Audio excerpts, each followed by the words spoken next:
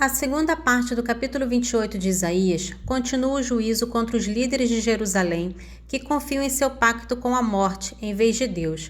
O profeta expõe a futilidade de seu falso refúgio e aponta para a verdadeira pedra angular que Deus assentou em Sião, a base de toda a verdadeira segurança e confiança. O capítulo termina com uma parábola do agricultor, que demonstra a sabedoria e o propósito de Deus. Assim como o agricultor trabalha a terra e colhe os grãos com sabedoria, sem esmagá-los, Deus também executa seus juízos de forma precisa e com um objetivo claro, para que seu povo seja purificado e restaurado. Vamos à leitura. Isaías capítulo 28, dos versículos 14 ao 29.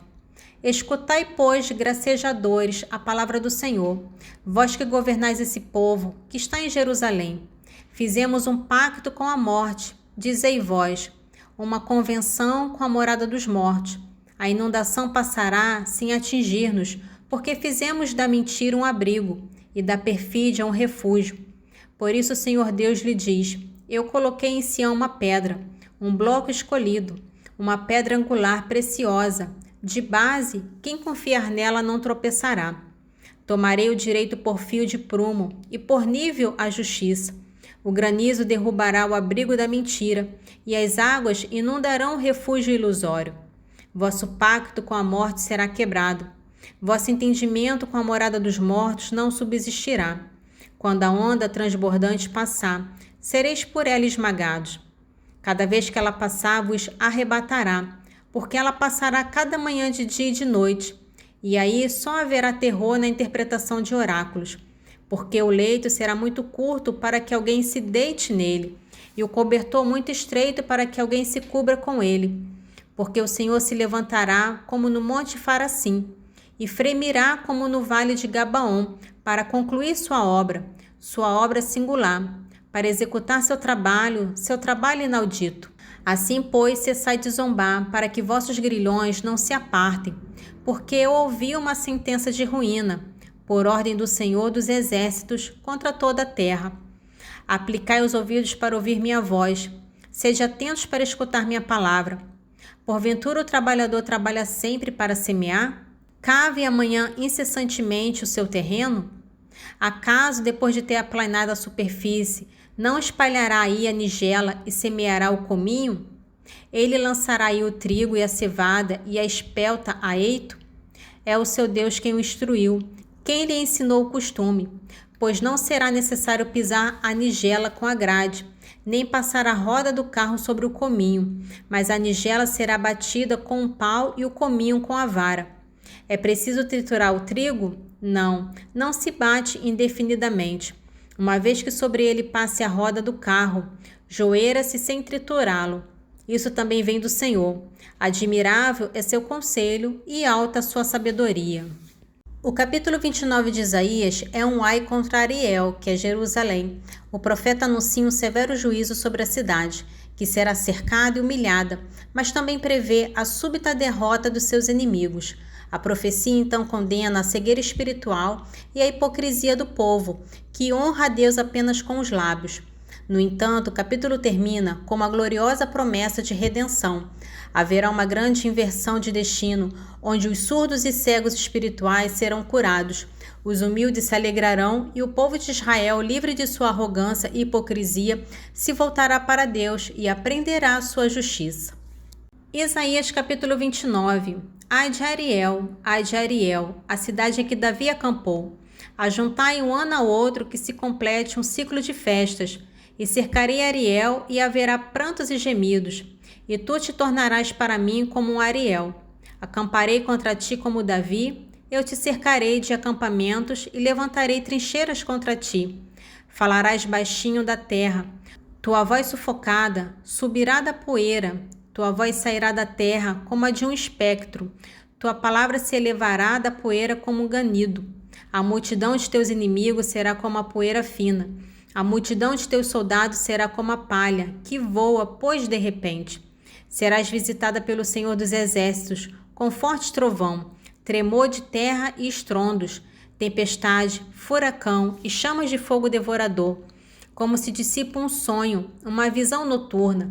Assim se desvanecerá a multidão das nações que atacam Ariel, os acampamentos e as trincheiras daqueles que a sitiam.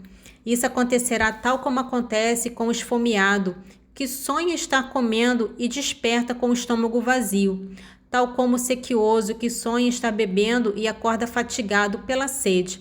Assim será feito da multidão das nações que atacam a montanha de Sião. Pasmai-vos e maravilhai-vos, obstinai-vos, feridos de cegueira, embriagai-vos, mas não de vinho, cambaleai, mas não por causa da bebida, porque o Senhor espalhou sobre vós um espírito de torpor, fechou vossos olhos e cobriu vossas cabeças. A revelação de todos esses acontecimentos permanece para vós como o texto de um livro selado. Quando o oferece a um letrado, pedindo-lhe que o leia, ele responde: não posso, o livro está selado. Se o oferece a um iletrado, pedindo-lhe que o leia, ele responde: não sei ler. O Senhor disse: esse povo vem a mim apenas com palavras e me honra só com os lábios, enquanto seu coração está longe de mim e o temor que ele me testemunha é convencional e rotineiro. Por isso continuarei a tratar esse povo de modo tão estranho que a sabedoria dos espertalhões se perderá e a inteligência dos astutos desaparecerá.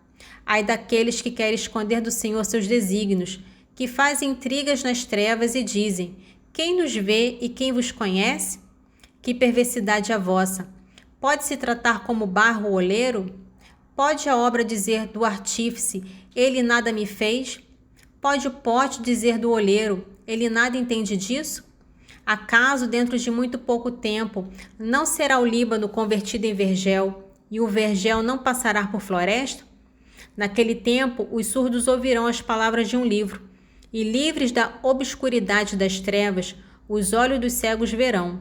Os humildes encontrarão cada vez mais ventura no Senhor, e os homens mais pobres, graças ao Santo de Israel, estarão jubilosos. Pois não haverá mais tiranos, já terá desaparecido o cético, e todos os que planejavam mal serão exterminados. Os que por uma palavra acusam os outros, os que à porta procuram enganar o juiz, e por um nada fazem o inocente perder sua causa.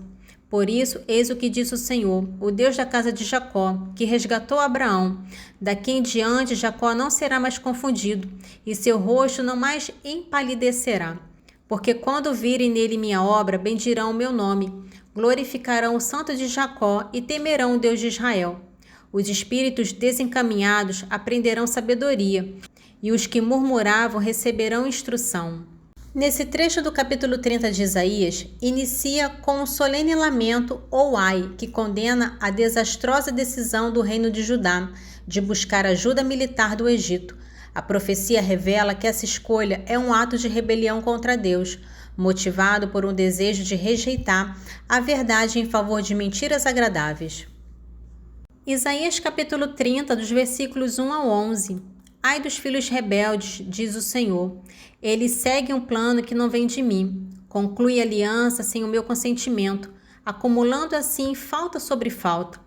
Eles se voltam para o Egito sem me consultar, para refugiar-se sob a proteção do faraó, para abrigar-se à sombra do Egito. O apoio do faraó vos será decepção, e o abrigo à sombra do Egito uma ignomia.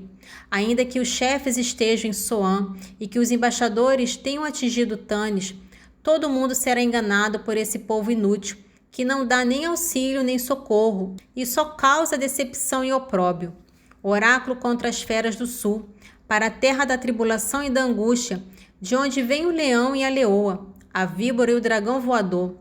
Conduzirão as riquezas sobre o dorso de jumentos e os tesouros sobre a corcova de camelos, para ofertá-los a um povo que não lhe serve de nada. O socorro do Egito é ineficaz e nulo, por isso eu o chamo Raabe, o inerte. Agora, pois, vai escrever essas coisas de uma prancheta. Escreve-as num livro, a fim de que isso permaneça para o futuro e seja um testemunho eterno. Porque este é um povo rebelde, são filhos mentirosos, filhos que se recusam a ouvir as instruções do Senhor, e dizem aos videntes: não vejais, e aos profetas: não vos anuncieis a verdade. Dizei-nos coisas agradáveis, profetizai-nos fantasias. Afastai-vos do caminho, retirai-vos da vereda, deixai de colocar-nos sobre os olhos do Santo de Israel. Nesse trecho de Coríntios capítulo 12, é o ponto culminante da defesa de Paulo, que começou no capítulo 11. Aqui ele eleva sua loucura de se gabar a um novo nível, revelando experiências espirituais profundas. O propósito não é sua exaltação pessoal, mas a demonstração da maior verdade do Evangelho, a força de Deus, que é manifestada através da fraqueza humana. 2 Coríntios capítulo 12, dos versículos 1 ao 10. Importa que me glorie? Na verdade não convém.